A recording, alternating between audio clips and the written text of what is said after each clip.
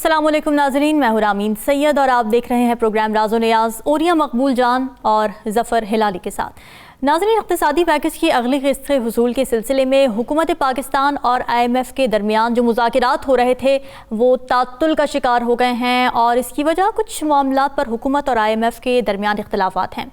दूसरी जानिब मुआशी मामलात हुकूमत के काबू में नहीं आ रहे हैं और यहाँ सवाल ये उठ रहा है कि इन हालात में हमारा मुआशी मुस्तक़बिल क्या होगा। एक और अहम डेवलपमेंट ये भी हुई है कि हुकूमत ने वफाकी शरई अदालत की जानिब से सूद के खात्मे के फैसले के खिलाफ सुप्रीम कोर्ट में दायर की गई अपीलें वापस ले ली हैं। तो क्या ये सूद से पाक मईशत की तरफ एक कदम है, इस पर भी बात करेंगे। इसके अलावा नए आर्मी चीफ के नाम पर गौर जारी है और क़यास आराइयों का सिलसिला भी जारी है। ये सिलसिला कहाँ जाकर रुकेगा, इसको भी डिस्कशन का हिस्सा बनाएंगे। आज जो क्रिकेट के मैदान से ब्रेकिंग न्यूज़ थी वो ये थी कि पाकिस्तान और इंग्लैंड के दरमियान T20 वर्ल्ड कप का फाइनल खेला गया और इंग्लैंड ने पाकिस्तान को 5 विकेटों से शिकस्त दे दी। सबसे पहले कुछ इस बारे में बात कर लेते हैं। हिलाली साहब, आज का मैच आपने देखा, किस तरह से देखते हैं आप तमाम ही प्लेयर्स की कारकर्दगी को? टफ टाइम दिया गया इंग्लैंड की जानिब से हमें, लेकिन हमने भी हिम्मत नहीं हारी, आखिर तक हम लेके गए हैं मैच को। देखिए, मेरा अपना ख्याल ये है कि हम इस 20 ओवर क्रिकेट को कोई इस तरीके से अप्रोच करना चाहिए कि ये एक नया खेल है। क्रिकेट तो क्रिकेट के तरह है मगर it is not actually cricket. बल्ला और बॉल अगर हो तो इसका मतलब नहीं है कि सिर्फ क्रिकेट है। बल्ला और बॉल तो आप बेसबॉल भी हो सकता है ना। तो मैं समझता हूँ, मिसाल के तौर पे मैं आपको 2 जल्दी से मिसाल देता हूँ। एक तो जब आप एक बॉल को स्पिनर को जब आप मारते हैं तो 2 तरीके हैं, एक स्पिन के साथ मारना और एक स्पिन के खिलाफ। When you are hitting against the spin तो बॉल जो है नेचुरली ऊंचा जाएगा, लंबा नहीं जाएगा। अगर आप समझें वो हाई जाएगा, ऊंचा जाएगा, एलिवेशन, मगर लेंथ इतना नहीं होगा, तो वो बड़ा डेंजरस है। तो क्रिकेट में हमें ये सिखाते थे कि बॉलर को मारो with the spin, against the spin अगर आप मारें तो इतना कस के मारना पड़ता है कि आप बाउंड्री को पार करें या पहुंचे, otherwise it will just go up. और हमारे ज़्यादातर बैट्समैन यही किया। इन्होंने जितने बॉल्स मारे हैं आप देखिए स्पिनर्स के खिलाफ, और वही हुआ। तो ये एक natural, it's a natural law of physics जो भी आप कहते हैं कि बॉल इस तरीके से रिएक्ट करता है अगर आप मिला तो।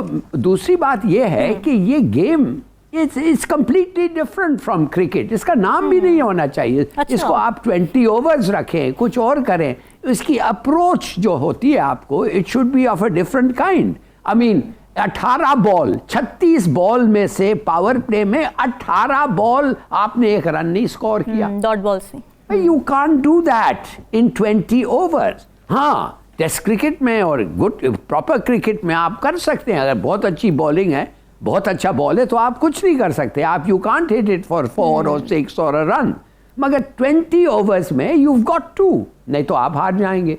ये किस्म के नुक्स थे जो हुए हैं। ठीक है, और आप समझते हैं कि इसमें इम्प्रूवमेंट लाई जा सकती है, कोई हिकमत अमली बनाई जा सकती है कि आगे ये तमाम चीज़ें दोबारा देखने को ना मिले, मज़ीद अच्छी क्रिकेट देखने को मिले?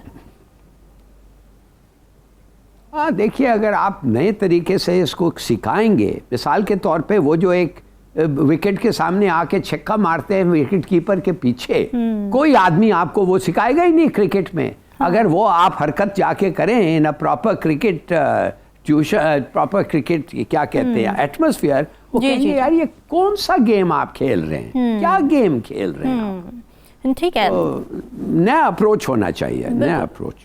बिल्कुल ठीक है।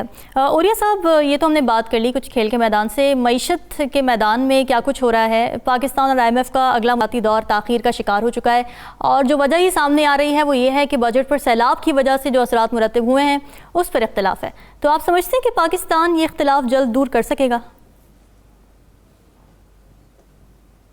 देखिए, बहुत सारी चीज़ें हैं जो कि IMF की डिमांड्स के हिसाब से पाकिस्तान के साथ की जाती थी। IMF कभी भी आपके ऊपर ये नहीं कहता कि आपको ये करें तो पैसे आ लें, ये करें तो पैसे आ, इसको टैक्स करें।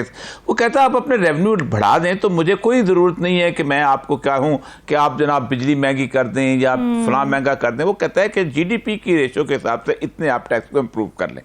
इसमें सबसे अहम तरीन बात ये थी कि प्रोविंसेस के अंदर से सरप्लस आना था। अब वो सैलाब की सूरत हाल से बाकी वजह से वो सरप्लस जो है वो आपका उस तरह का नहीं आ सका। दूसरा, आपका जो बजट डेफिसिट था वो तकरीबन वो जो था वो बहुत बढ़ता चला जा रहा है, जो कि तकरीबन 3 ट्रिलियन होना चाहिए था, वो 4 ट्रिलियन के करीब उसकी एस्टिमेशन जो है वो होती जा रही है। तीसरी बात यह है कि आप मुकम्मल तौर पर रेवेन्यू जनरेट नहीं कर सके। असल में एक बात बड़ी समझने वाली है जो कि हम बहुत अरसे से हम समझते हैं, IMF बुनियादी तौर पर आपको कर्जा वर्जा नहीं देता। IMF बुनियादी तौर पे आपके बैंक के अंदर जमानत के तौर पे एक रकम रखवाता है। और जमानत इसलिए होती है कि आप अगर बाकी पाकिस्तान से बाहर किसी जगह से आप कर्जा मांगने जाएं तो वो कहेंगे जी IMF के पैसे पड़े हुए हैं, अगर पाकिस्तान के पास पैसे खत्म भी हो गए तो IMF के पैसों से हमें वो अदायगी कर लेगा। इसलिए वो बैंकों के पैसे डूबते नहीं है, जो पूरे के पूरे। ये 1945 में बटन वुड के एग्रीमेंट के अंदर ये सारा कुछ तय कर लिया गया था ताकि इस दुनिया के अंदर जो बैंकारी सिस्टम है वो कहीं तबाह बर्बाद ना हो जाए। ये खास तौर पर इंटरनेशनल जो है एक माफिया है जो इन्होंने इस तरह की सूरत हाल बिल्टअप की हुई है। अब IMF के पैसे की बुनियाद के ऊपर आपने पाकिस्तान हुकूमत ने दुनिया में कोई भी ऐसा लोन देने वाला, कर्ज देने वाला इंस्टीट्यूशन से आपने कर्ज ना लिया, यानी अब तो रह ही कोई नहीं गया कि किसी और से किससे जाके मांगे। अब इसमें उन्होंने एक तो ये कहा था कि चाइना से आप जाके बात करें। अब चाइना का जो हिलाली साहब खुद तबसरा करेंगे, एक उनका जो जॉइंट कम्युनिके आया था उसमें उन्होंने पहली दफा इतनी सख्ती के साथ सिक्योरिटी इश्यूज के ऊपर गुफ्तगू की, कभी चाइना ने नहीं की सिक्योरिटी इश्यूज के ऊपर, और वो खासा सख्त किस्म का था। फिर अभी मोहम्मद बिन सलमान के आने से एक इन्वेस्टमेंट की सूरत हाल बिल्टअप हो रही थी, और उसके बाद जाहिर बात है कि वो उस तरह का पैसा तो नहीं आ रहा था कि वो पैसा रखवाएंगे, बल्कि उन्होंने तो डिमांड की हुई थी।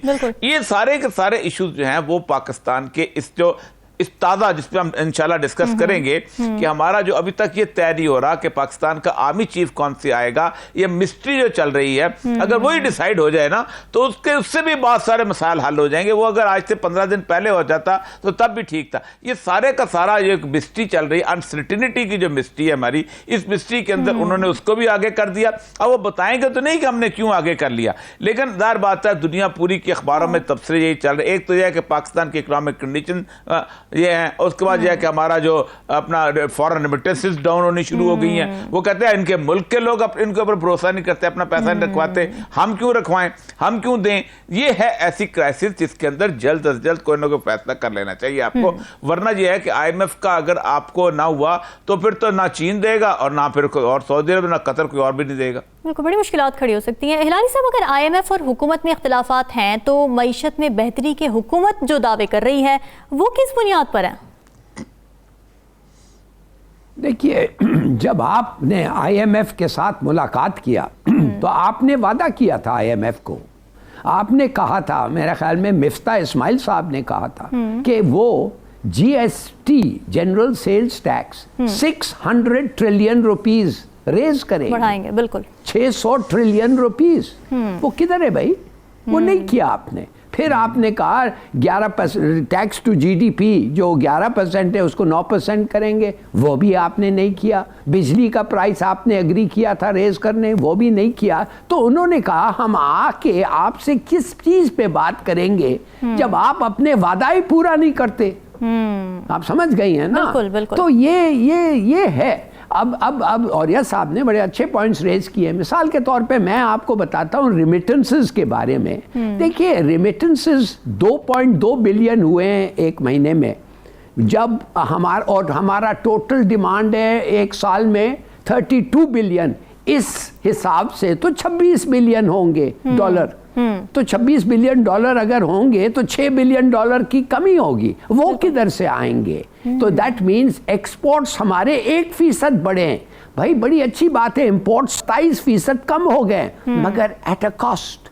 हमारे लोगों को, हम इंपोर्टेड रॉ मटेरियल्स पे काम करते हैं और नौकरियां बढ़ती है, वो नहीं मिलेंगे। तो वो भी एक फैक्टर है कंसिडर करने के लिए। तो देखिए, कीमत भी देखिए डॉलर का, हमारे पास $1 बिलियन चाहिए हर महीना रेट को कंट्रोल करने के लिए। ये जो दार साहब कह रहे थे कि 200 से नीचे ये वो 225 है, मगर नहीं, आज आप मार्केट में जाएं आपको 235 में डॉलर लेना पड़ेगा। वेयर इज दी 1 बिलियन जो आप वो जो डॉलर को कंट्रोल करने के लिए ये करता था, $1 बिलियन हर महीने खर्चता था उसको रेट को स्टेबल रखने के लिए, वो पैसे अब है नहीं है। ये दुनिया बदल गया है, पता नहीं ये किधर बैठ के बात कर रहे हैं कि हम ये करेंगे और वो करेंगे, कुछ नहीं हो रहा है। हाँ, इसलिए मैं कह रहा हूं ये बड़ा it's a very worrying prospect. सोचना चाहिए, सब लोगों को सोचना चाहिए। बिल्कुल। ओरिया साहब, आपको क्या लगता है क्या वजह है कि हमसे ना तो बजट में तय करदा अहदाफ पूरे होते हैं और ना ही हम IMF की आयत करदा शराइत पूरी कर पाते हैं? देखें, एक्स्ट्रा ऑर्डिनरी सिचुएशन है ये, सिर्फ पाकिस्तान के साथ नहीं पूरी दुनिया के साथ है। अच्छा। रशिया की इन्वेजन के बाद पूरी दुनिया के अंदर एक अजीबोगरीब किस्म का क्राइसिस आया है। अब देखें, इंडिया ने जो है वो रशिया के साथ एक अरेंजमेंट किया कि इंडियन जो बंदा है वो जाके अगर रूस में जाएगा तो वो उनकी करेंसी के अंदर अकाउंट खोलेगा, और रूस वाले अगर इंडिया के अंदर तजारत करेंगे तो वो इंडिया की करेंसी के अंदर अकाउंट खोलेंगे और वो पेमेंट जो उसी करेंसी के अंदर करेंगे और उसी के अंदर वो पेमेंट करेंगे, लेंगे। इसी तरह वो अगर चीजें खरीदेंगे तो यही उसी करेंसी के हिसाब से करेंगे। इस तरह होगा क्या कि वो डॉलर के साथ उनकी लेन देन खत्म हो जाएगा और वो अपने काम चीजों को बेहतर तौर पर और अपनी इकोनॉमी को स्टेबल कर लेंगे। उन्होंने इस मामले के अंदर इतनी ट्रेड की है उन्होंने, जिसके आप सोच नहीं सकते। इसी दौरान फिर इसी तरह ईरान ने उनके साथ यही काम किया, फिर उस तरह अफगानिस्तान ने भी यही काम किया, और भी जो छोटे छोटे मुल्क हैं वो रूस के साथ, आप खुद सोचे अफ्रीका के मुल्क कर रहे हैं। हमारा मसला यह है कि हम तो पता नहीं क्यों हम अपना सोचते नहीं। मैं आपको उस दिन जो हलाली साहब कह रहे थे कि मोहम्मद बिन सलमान ने जो इनकार किया है, उसने कहा है भाई मेरी अपनी माशी हालत देखो और आप मुझे बताएं कि क्या मैं क्यों तेल जो है ज्यादा बेचूं, मैं अपने आप को तबाह करूं? मैंने खाना नहीं है, मैंने जिंदगी नहीं गुजारनी। अब मुझे ये बताइए कि अगर मोहम्मद बिन सलमान जैसा बंदा, जिसकी सारी सिक्योरिटी, जिसकी फौज इतनी कमजोर है कि सारी सिक्योरिटी अमेरिका पे डिपेंड करती है, उसके बावजूद भी उसने कहा कि हमारी तो इकॉनमी तबाही खड़ा हो गया, सब कुछ हो गया, आप कोई ना कोई डिसीजन तो लो भाई। आप इस वक्त आपने खास तौर पे अपने आप को इसका एसोसिएट करके और रख के आपने अपने आप को मुकम्मल तौर पे उस दलदल में फेंक दिया। अब आप कुछ भी नहीं कर पा रहे। यूक्रेन, अभी आप मुझे ये बताइए, यूक्रेन से आपने या रशिया से आपने जो गंदम खरीदी थी, अभी उसका क्या करेंगे आप? कैसे खरीदेंगे? 40% गंदम आपकी है जो आने वाले, जो हम पहले भी इस पर डिस्कस कर रहे थे कि आइंदा कुछ अरसे के बाद, 15-20 दिन के बाद आपके गंदम के गोदाम खत्म हो जाएंगे। अगली फसल आपकी 13 अप्रैल होती है, बैसाखी, वहां से आपकी शुरू होती है। अब ये जो क्राइसिस बिल्टअप हुआ है उसमें IMF जो है आपको लाएगा, क्योंकि आपकी अपनी चीज इंप्रूव नहीं कर रही। ये है वो क्राइसिस, गैस का क्राइसिस, इसका क्राइसिस, और साथ साथ आपकी अनसर्टेनिटी आपको समझ ही नहीं आती। आप एक छोटा सा डिसीजन होता है, वजीर आजम साहब जो है वो फौरन एक छोड़ के सीधा लंदन चले जाते हैं और फिर लंदन से वापस भी नहीं आते। यानी आप मुझे मैंने उस जहाज में सफ़र किया हुआ है, ये जो प्राइम मिनिस्टर वाला जहाज है, खलाली साहब ने सफ़र किया हुआ है, इतना आरामदेह जहाज है कि इसके अंदर कोई ज़रूरत ही नहीं होती कि आप बीमार पड़ जाए आप वहाँ रहें। आप बड़े आराम से उसके अंदर लेट लूट के भी आ सकते हैं, सब कुछ कर सकते हैं, लेकिन नहीं, वो रुके हुए हैं, कोई किसी को परवाह नहीं इस मुल्क। बिल्कुल, मईशत की तशवीशनाक सूरत हाल है। नाज़रीन, डिस्कशन सिलसिले को आगे बढ़ाएंगे, फिलहाल वक्त हुआ एक ब्रेक का। Stay with us.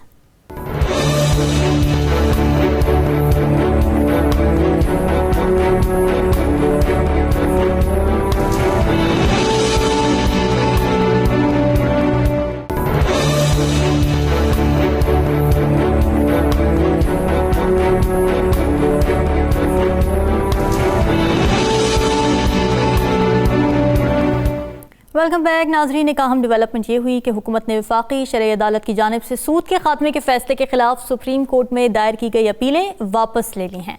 वफाकी शरई अदालत ने अपने फैसले में मौजूदा सूद पर मबनी बैंकिंग निज़ाम को खिलाफ शरीयत करार देते हुए हुकूमत को ये हिदायत की थी कि सूद से पाक मईशत के क़याम के लिए इक़दाम करे।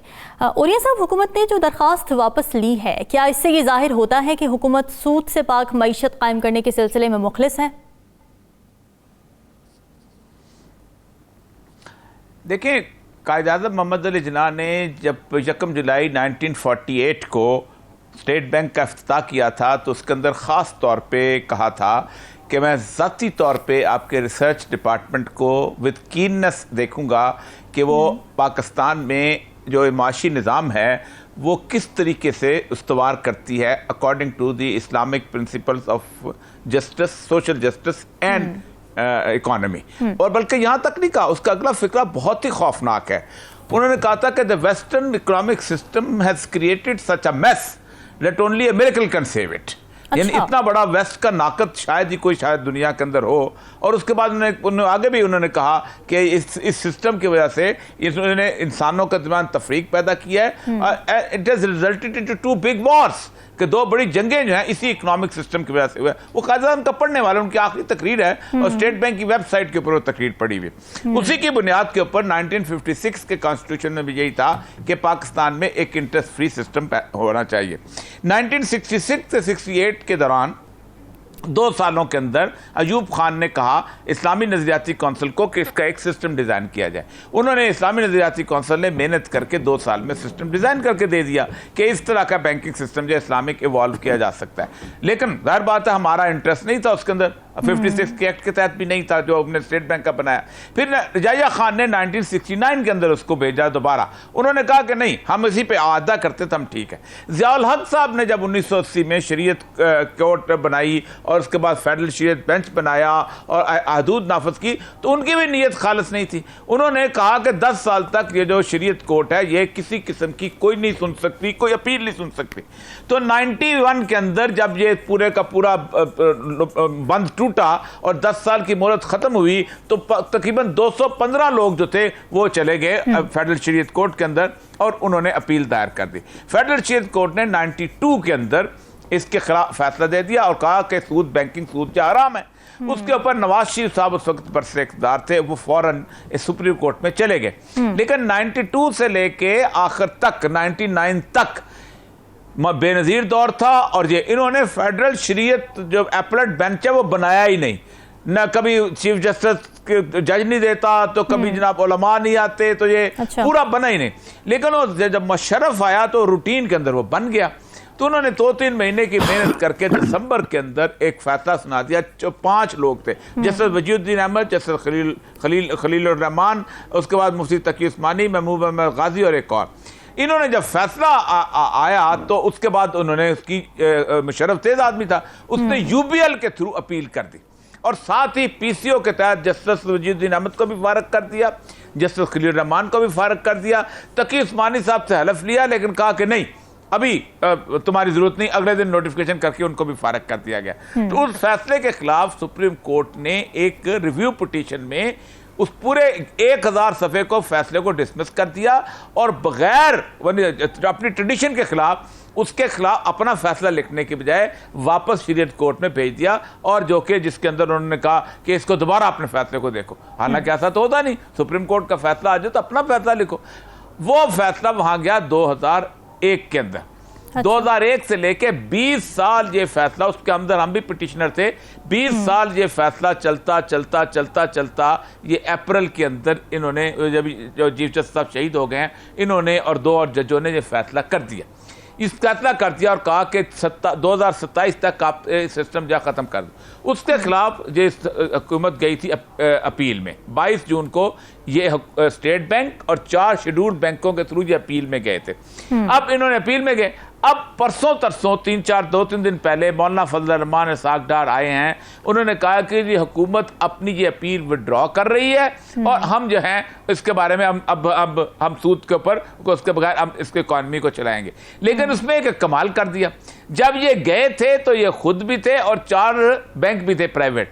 अभी जब इन्होंने वापस देने गए हैं तो स्टेट बैंक क्या है और साथ नेशनल बैंक गया है, वो चारों बैंक जो है वो वहीं खड़े हैं। इसका मतलब है वो मुशर्रफ वाला काम किया कि हम तो कुछ कर नहीं रहे, ये चारों बैंक आ गए। अब मसला ये है कि ये चारों बैंक जो हैं, ये शेड्यूल्ड बैंक जो हैं, ये under the regulation of state bank है, रेगुलेटरी अथॉरिटी की वो है, वो एक लिख दे कि हमने इसको एक्सेप्ट कर दिया है, आप इसको अपील को वापस लें वरना लाइसेंस कैंसिल कर दिए जाएंगे। लेकिन ये बसली बेसिकली एक अजीबोगरीब किस्म की सूरत है। कल हम इस बैंकिंग के खिलाफ, कल शरीयत कोर्ट में, मैं आज इस्लामाबाद में हूँ इसीलिए हूँ कि कल शरीयत कोर्ट के अंदर हम इस्लामिक बैंकिंग के और इसी स्टेट बैंक के जो गैर इस्लामी इख्तियारात का अपील में जा रहे हैं। ठीक है हिलाली साहब, इंटरेस्ट फ्री बैंकिंग सिस्टम को इस्टेब्लिश करना कितना मुमकिन है, और अगर ये इस्टेब्लिश हो जाता है क्या स्ट्रक्चर हो सकता है? देखिए, पहली बात तो ये है कि इंटरेस्ट फ्री बैंकिंग का मतलब ये है कि ना आप देते हैं इंटरेस्ट ना आप लेते हैं इंटरेस्ट। ठीक है, इसके माने आप फिर अपने आप पे कर्जा नहीं लें। इसलिए कि सऊदी अरेबिया भी जब आपको इंटरेस्ट बैंक लोन देता है तो आप इंटरेस्ट पे लेते हैं। तो इसके माने आप कह रहे हैं अपने आप को कि हम इंटरेस्ट जिस पे सूद, हम लोन जिस पे सूद होता है हम नहीं लेंगे। तो अगर आप नहीं लेंगे लोन तो फिर आप भूखे मर जाएंगे। अगर आप नहीं लाएंगे लोन तो आपका टोटल कोलैप्स हो जाएगा। वैसे ही आप जो इंटरेस्ट दे के लोन मांग रहे हैं आपको नहीं देना और बगैर इंटरेस्ट कोई नहीं देना है तो फिर ये बड़ा मुश्किल हो जाएगा ना आपके लिए। Number one. मुझे कोई इसमें कोई, मैं नहीं ऑब्जेक्ट करता हूँ इंटरेस्ट, मैं सिर्फ करता हूँ उसके प्रैक्टिकली थोड़ा सा देखें।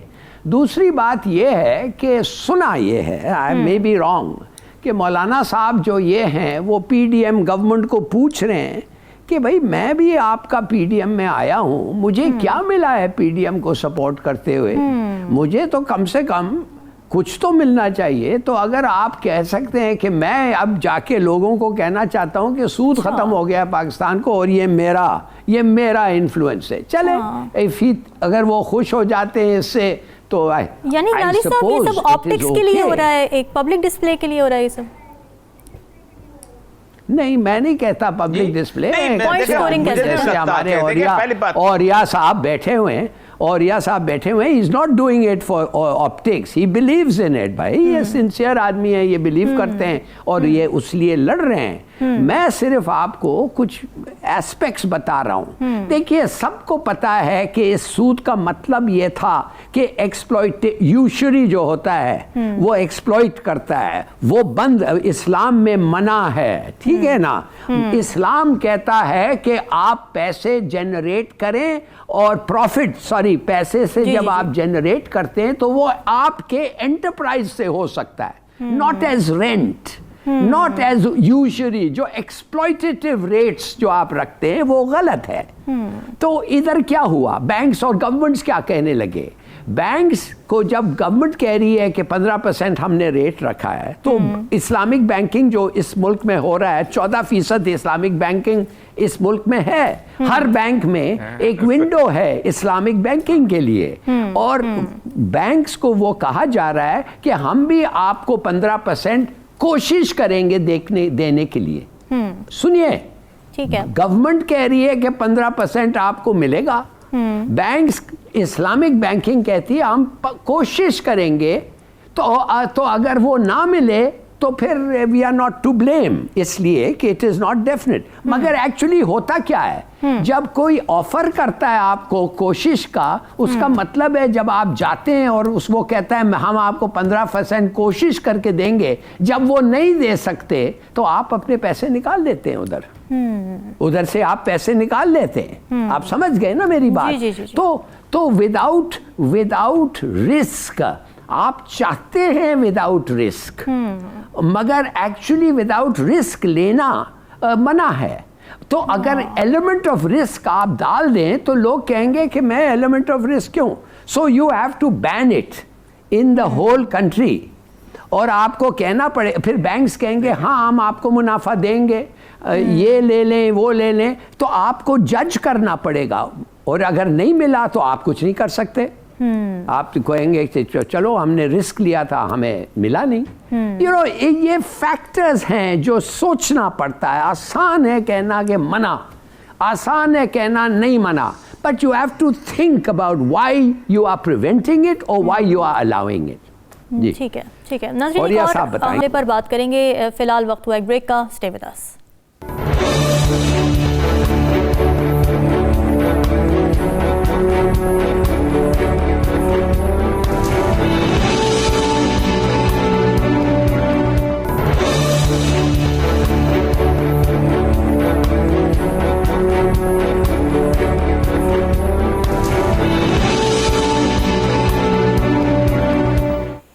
वेलकम बैक नाजरीन। नए आर्मी चीफ के नाम पर गौर जारी है और कयास आराइयों का सिलसिला भी जारी है। सवाल ये है कि एक मामूल के मामले में इतनी हाइप क्यों पैदा कर दी गई है। ओरिया साहब क्या कहेंगे इस बारे में, ये हाइप क्यों पैदा की जा रही है और सर ये लंदन में क्या मामला चल रहा है? देखिए, पहली बात तो यह है, कल भी हमने ये कहा कि ये एक ऐसा मामला है कि जो पता नहीं अब आइंदा क्या होगा और क्या इसके असरात पैदा होंगे। कि अब कल जो है एक बहुत अजीबोगरीब सी बात हुई कि एक वीडियो कॉल जो है वो सुना गया है कि आपस में हुई है कि जिसमें एक तरफ आसिफ जरदारी और मौलाना फजल रहमान बैठे हुए थे और दूसरी तरफ नवाज शरीफ और शहबाज शरीफ बैठे हुए थे। पहली बात तो है कि नवाज शरीफ जो हैं वो किस हैसियत से वहाँ बैठे हुए थे। पार्टी हेड भी अगर हो तो पाकिस्तान के अंडर ओथ तो वो किसी तौर पर भी इसको नहीं ले सकता था। एक तो सबसे अहम तरीन बात है, उसके अंदर सुना है कि कुछ फैसले हुए हैं। अच्छा। नवाज शरीफ के बारे में कहा जाता है कि उसने शायद प्राइम मिनिस्टर अपने भाई को कहा है कि भाई साहब मसला सारा ये है कि मैं बड़ी कोशिश कर चुका, 5 दफ़ा मैंने आर्मी चीफ लगाए और 5 दफ़ा मैंने कभी सीनियरिटी का ख्याल नहीं रखा। जिसको लगाया सीनियरिटी, किसी को 4 छोड़ के लगाया, किसी को 3 छोड़ के लगाया, किसी को 4 छोड़ के 2 छोड़ के लगाया। इन सारों ने मेरे साथ ही जो है वफा नहीं की और मुझे कान से पकड़ के निकालते रहे। तो उन्होंने कहा है कि कुछ सीनियरिटी जो है उसको आप मद्देनजर हैं जी, मद्देनजर रखा जाए। तो इतलात बुनियादी तौर पर यह है कि सीनियरिटी के हिसाब से इस वक्त जो सबसे टॉप पे इस वक्त हैं वो लेफ्टिनेंट जनरल आसिम मुनीर हैं।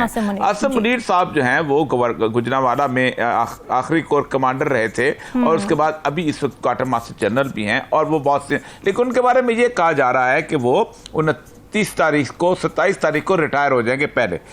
और उसके बाद साहिर शमशाद हैं। ये 2 के बारे में इस वक्त बहुत सीरियस बात जो है आखिर तक 2 में बात हुई।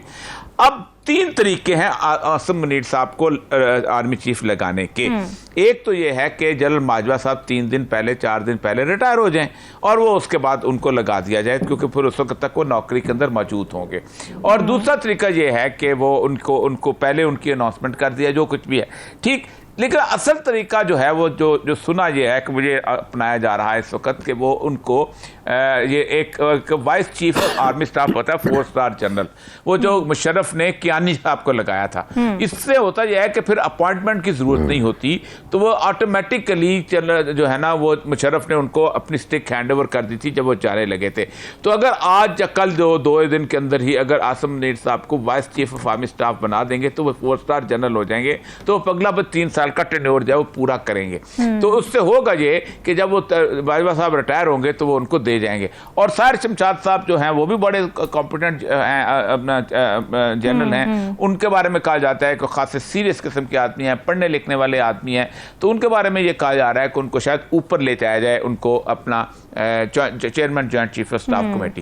ये इस वक्त मेरी जहां तक इतलात पहुंची है तकरीबन ये नाम है। लेकिन उसके साथ बाकी जनरल नोमान हैं और फिर उसके बाद जनरल अजहर अब्बास हैं और जनरल फैज़ हैं और फिर जनरल मोहम्मद आमिर जो हैं, ये तीनों चारों भी हैं, ये भी मौजूद हैं। तो कुछ भी हो सकता है, लेकिन मसला सारा ये कि मिस्ट्री बहुत जल्द खत्म होनी चाहिए।